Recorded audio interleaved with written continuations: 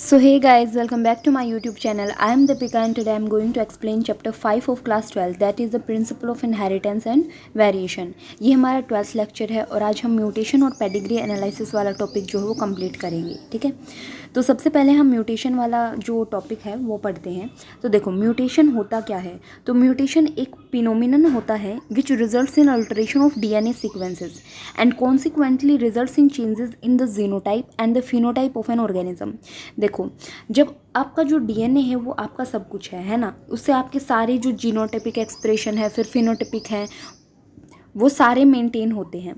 तो अगर आपकी डीएनए सीक्वेंस में कोई चेंज कर दे या कुछ ऐसा चेंज हो जाए किसी भी तरीके से, उससे आपकी जीन्स जो है वो चेंज हो जाएंगी। और आपको पता है जीन्स तो आपका सारा फिनोटाइपिक एक्सप्रेशन रखती है ना, जैसे कि आपकी हाइट हो गया, आपका स्टेचर हो गया है ना, एवरीथिंग, कलर हो गया, आइज़ कलर, एवरीथिंग जो है वो जीन्स के पास होता है। तो अगर जीन्स में चेंज हो गया तो तुम्हारा फिनोटाइपिक जो है वो भी तो चेंज होगा ही, इट्स ऑब्वियस। ठीक है, तो अगर डीएनए में चेंज हो गया, डीएनए का जो सीक्वेंस है उसमें चेंज हो गया तो जीन्स में चेंज होगा, जीन्स में चेंज हुआ तो हमारा फिनोटाइपिक एक्सप्रेशन जो है वो चेंज होगा। तो म्यूटेशन समझ आया। म्यूटेशन जो है वो एक फिनोमिना होता है जिसमें हमारी डीएनए के सीक्वेंस है वो अल्टर हो जाते हैं। अल्टर का मतलब होता है चेंज। फिर कह रहा है कि in addition to recombination mutation is another phenomena that leads to variation in DNA. अब देखो रिकम्बिनेशन में आपको पता है जो एसआर होता है, सेक्सुअल रिप्रोडक्शन होता है, उसमें हमारे जो ऑप्सरिंग निकल के आते हैं वो हमारे उनके अंदर क्या होता है, वेरिएशन होता है। वेरिएशन मतलब कि वो पेरेंट्स से इतना नहीं मिलते जितने एसेक्सुअल वाले बिल्कुल एज इट इज़ अपने पेरेंट्स से मिलते हैं। क्यों? क्योंकि सेक्सुअल रिप्रोडक्शन में दो जो हैं वो मेल और फीमेल जो है इस तरीके से दो इंडिविजुअल जो हैं वो यूज़ होते हैं।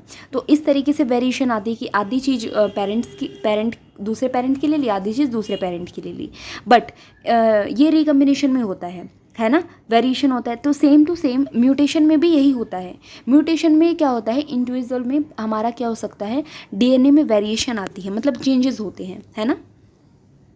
बट यहाँ पे क्या तरीका है, देखो एज यू आपने चैप्टर 6 पढ़ा है, आप चैप्टर 6 जब पढ़ोगे तो उसमें आप पढ़ोगे कि one DNA helix runs continuously from one end to the other in each chromatid in a highly supercoiled form.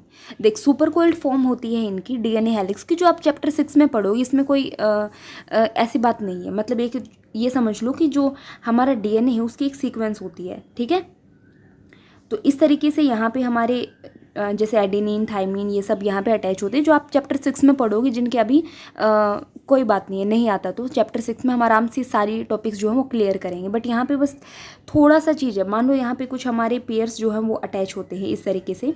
तो अगर इनमें हमारा कुछ चेंज हो जाता है, या देखो चेंज किस तरीके से हो सकता है, या तो कुछ डिलीट हो जाए, जैसे ये चीज़ मेरी यहाँ पे है तो ये जो है जैसे कोई भी we can say that adenine, thymine, ये सब क्या होते हैं, नाइट्रोजनस बेस। तो ये जो बेसिस होते हैं इनमें या तो क्या हो जाएगा, हमारा डिलीशन हो जाए या फिर इंसर्जन हो जाए किसी भी सेगमेंट में। देखो मैं इस तरीके से लेती हूँ कि मान लो मेरे पास ये है GCAT, ऐसे कुछ भी CA एनीथिंग, ये आप चैप्टर 6 में आराम से पढ़ोगे। अगर किसी को इसके बारे में नहीं पता तो बुरा मत मानना, ओके।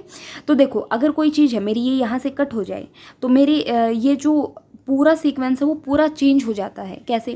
देखो मान लो हमारे डीएनए में 3 ग्रुप बनते हैं, जैसे इनको कोडोन्स बोलते हैं। ये अपना काम करेंगे अमाइनो एसिड के लिए, ये अपना काम करेंगे। इस तरीके से अगर मेरा इसमें चेंज हो जाए या ये डिलीट हो जाए तो मेरा GCT काम करेगा ना, GCA के बजाय।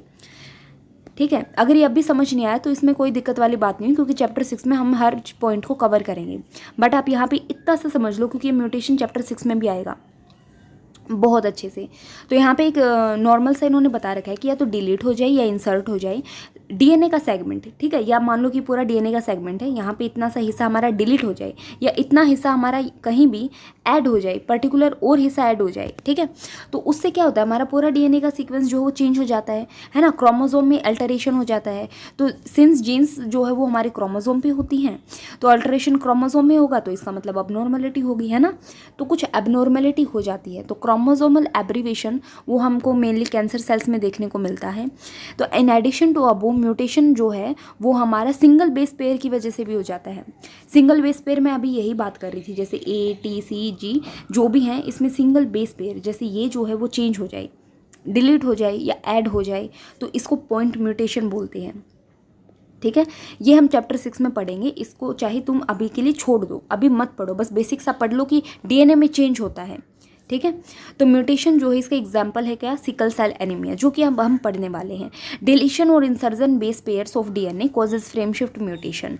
ठीक है, डिलीट हो जाता है या इंसर्ट हो जाता है कोई भी बेस पेयर डीएनए का, तो उसको हम फ्रेम शिफ्ट म्यूटेशंस भी बोलते हैं, जो आप चैप्टर 6 में पढ़ोगे। अब देखो ये जो मैकेनिज्म है म्यूटेशन का, ये हमारे डिस्कशन से बियॉन्ड है। ठीक है, वही बात है ना, अभी हमको इसके बारे में इतना नहीं पढ़ना है। अभी कैसे हो सकती है म्यूटेशन, तो ये हमारे बहुत सारे फिजिकल केमिकल फैक्टर से हो सकती है, जैसे कि अगर कोई म्यूटेशन से भी हो सकती है, जैसे यूवी रेडिएशन जो है वो म्यूटेशन कर सकती है। ठीक है, तो ये म्यूटेशन वो फैक्टर्स होते हैं जो म्यूटेशन कॉज करते हैं। ओके, तो ये अबाउट म्यूटेशन था, थोड़ा सा बेसिक नॉलेज। अब हम जेनेटिक डिसऑर्डर्स में जाएंगे। ठीक है, जीन्स से होने वाले disorders, that is called the genetic disorder. तो सबसे पहले पेडिग्री एनालिसिस। देखो पेडिग्री एनालिसिस क्या होता है, तो the idea that disorders are inherited have been prevailing in the human society since long. तो देखो कई बार ये बोलते हैं ना कि ये जैसे इसके ये डिसऑर्डर है, कहा जाता है कि इसके दादा जी के भी थी ऐसे कुछ, तो वो डिसऑर्डर्स जो हो इनहेरिटेड भी होते हैं। ठीक है, तो this was based on heritability of certain characteristic feature in the family के रिगार्डिंग ये जो है पेडिग्री एनालिसिस ये देखता है कि इसमें क्या डिजीज हो सकती है, कहाँ हो सकती है, कैसे। देखो after the rediscovery of Mendel work, देखो मेंडल ने इनहेरिटेंस पैटर्न पे एक वर्क किया था, राइट, तो उस पर दोबारा से काम किया गया। तो it is evident that control crosses that can be performed in pea plant and some other are not possible in case of human being. Study of the family history about inheritance particle provides an alternative. देखो इसमें अगर हम inheritance पढ़ रहे हैं पूरी family history का, तो उसमें हमको कुछ चेंज मिलता है। जो एनालिसिस हम करते हैं ट्रेड्स का फैमिली के थ्रू, फैमिली की जनरेशन के थ्रू, है ना, एक पूरा मैप बना देंगे कि यहाँ पे ये इसके दादा हैं, ये इसकी दादी हैं, फिर इनके ये बच्चे हैं। तो ये मान लो किसी में कुछ डिजीज़ हो रही है तो उन कहाँ प्रोबेबिलिटी होती है आगे डिजीज़ होने की, किस में है, इस तरीके से जो भी हम एनालिसिस करते हैं ट्रेड्स का फैमिली की जनरेशन्स में, तो उसको हम पेडिग्री एनालिसिस बोलते हैं। इसमें क्या होता है, इसमें मतलब इसको हम बोलते हैं फैमिली ट्री ओवर जनरेशन। जब हम इसको यूज़ करेंगे तो इसको हम एक फैमिली ट्री बोल देते हैं, जनरेशन का हम बनाते हैं। देखो ह्यूमन जेनेटिक्स में पेडिग्री स्टडी जो है वो एक स्ट्रॉन्ग टूल होता है। ठीक है, which utilize to trace the inheritance of, ये क्या करता है, ये यूज़ किया जाता है किस चीज़ में, कि कोई करेक्टर किस तरीके से इनहेरिटेंस हो रहा है, या कोई डिजीज़ किस तरीके से जा रही है, कहाँ कहाँ गई है और कहाँ कहाँ हो सकती है। इस तरीके से हम स्टडी करते हैं पेडिग्री एनालिसिस का। ठीक है, ये हमें किसी अबनॉर्मेलिटी के बारे में, कुछ स्पेसिफिक ट्रेट के बारे में, डिजीज़ के बारे में, उस चीज़ों को ट्रेस करने के लिए हमारी ये यूज़ की जाती है। तो हम पर्टिकुलर ऐसा नहीं लिखते हम कि ये दादा है, ये दादी है, फिर ये बच्चे हैं, ऐसे नहीं लिखते हम। पर्टिकुलर कुछ सिंबल यूज़ करते हैं हर चीज़ के लिए, जो कि हम अभी पढ़ेंगे। ठीक है, as you have studied in this chapter each and every features in organism. चलो ये हमारा आगे का पोर्शन हो जाता है। पहले एक बार पेडिग्री एनालिसिस के ये पढ़ लेते हैं कि इसमें सिंबल्स जो है वो हमारे कौन कौन से यूज़ किए जाते हैं। देखो मेल के केस में हमारा पर्टिकुलर ये सिंबल यूज़ किया जाता है, फीमेल में ये यूज़ किया जाता है। सेक्स अनस्पेसिफाइड है जो कि काम नहीं आने वाला फिलहाल, तो उसमें ये किया जाता है। ये हमारे नॉर्मल मेल है, नॉर्मल फीमेल है। अगर अफेक्टेड हैं तो हम इस तरीके से रेड कलर जो है वो शो करेंगे। ठीक है, मेटिंग शो कर रहे हैं, मेटिंग इस तरीके से दिखा रहे हैं। ठीक है, मेटिंग रिलेटिव्स के बीच में दिखा रहे हैं तो डबल लाइन जो है क्रॉस हम दिखाएंगे। Parents above and childrens below, ये जो ऊपर हैं ये पेरेंट्स हैं और जो नीचे दिखाए गए हैं इनके चिल्ड्रंस हैं। ठीक है, उसके बाद में है कि ये पेरेंट्स हैं लेकिन इनका जो बच्चा है वो क्या है, मेल है। देखो ये सिंबल किसके लिए, मेल, और रेड कलर मतलब ये अफेक्टेड मेल चाइल्ड है। ठीक है, तो इस तरीके से हम ये सिंबल्स जो हैं वो यूज़ करते हैं, जो कि आप देख सकते हो इनमें। एक बार इसको अच्छे से पढ़ लेना। अब कह रहा है कि आपको पता ही है कि हर जो फीचर है ऑर्गेनिज्म का वो एक या एक से ज़्यादा जीन्स जो हैं जो डीएनए पे होती हैं वो कंट्रोल करती हैं ना। डीएनए जो है वो कैरियर होता है जेनेटिक इन्फॉर्मेशन का। इट इज़ हैंस ट्रांसमिटेड, और डीएनए जो है वो 1 जनरेशन से सेकेंड में भी जाता है, कोई चेंज नहीं होता इसमें, है ना। तो हाउएवर जो चेंजेस हैं वो ओकेजनली होता है, मतलब धीरे धीरे ही होता है वैसे भी, और ओकेजनली होता है।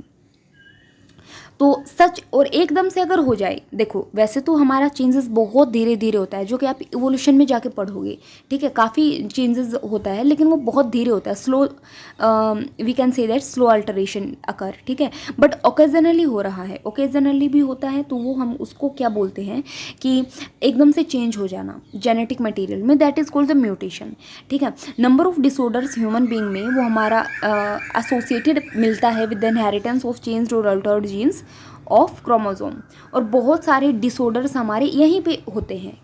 कोई जीन चेंज हो जाए, कोई क्रोमोसोम चेंज हो रहा है, उस पर जीन्स है वो चेंज हो रही है, तो वो क्या करती हैं, वो हमारा डिसऑर्डर्स कर देती हैं, ठीक है। म्यूटेशन बेनिफिशियल नहीं कह सकते हम, म्यूटेशन हार्मफुल भी होता है, काफ़ी केस में हार्मफुल ही होता है, ठीक है। एकदम से म्यूटेशन हो रहा है, आपने वायरस के बारे में तो पढ़ा ही होगा कि हमने ये स्टडी की, इसका ये बना लिया कि इसे किल कर सकते, इतने में तो उसने म्यूटेट कर लिया। म्यूटेट मतलब उसके अंदर ऐसी पावर है कि वो उस बैक्टीरिया को भी रोक सकता है, ठीक है। वो इस तरीके से म्यूटेशन जो है वो होती ही रहती है, वायरसेस में सबसे ज़्यादा ही होती है, तो लार्जर म्यूटेशन के एग्जाम्पल होते हैं वो, ठीक है। तो मेंडेलियन डिसऑर्डर जो है ये हम नेक्स्ट क्लास में करने वाले हैं, बट यहाँ पे एक थोड़ा सा आइडिया, ये पेडिग्री एनालिसिस है, ठीक है। तो पेडिग्री एनालिसिस में देखो इस तरीके से ये दिखा रखा है, एक बार ये समझ लो, जैसे ये मेल है अफेक्टेड है, ये सॉरी ये फीमेल है जो कि अफेक्टेड है, ये मेल है जो कि बिल्कुल नॉर्मल है, फिर इनका ये चिल्ड्रंस है, उसमें देखो ये एक मेल और एक फीमेल इस तरीके से अफेक्टेड है, तो ये जो अफेक्टेड फीमेल है इसने नॉर्मल मेल से शादी की, ठीक है, ये मैरिज लाइन या फिर मेटिंग जो है वो हुआ, तो उसके बाद में इनका जो फीमेल है वो अफेक्टेड शो होती है, बाकी जो मेल है वो नॉर्मल शो होते हैं, इस तरीके से हम इनको इंक्लूड कर सकते हैं, ठीक है। इसके लिए भी काफ़ी रिसर्चेज अभी चलती ही हैं। चलो मेंडेलियन डिसऑर्डर्स जो है इसके बारे में हम नेक्स्ट क्लास में पढ़ेंगे, ओके। सो आज के लिए इतना ही guys, thanks for watching my video, and if you like my video then also subscribe my channel, thank you.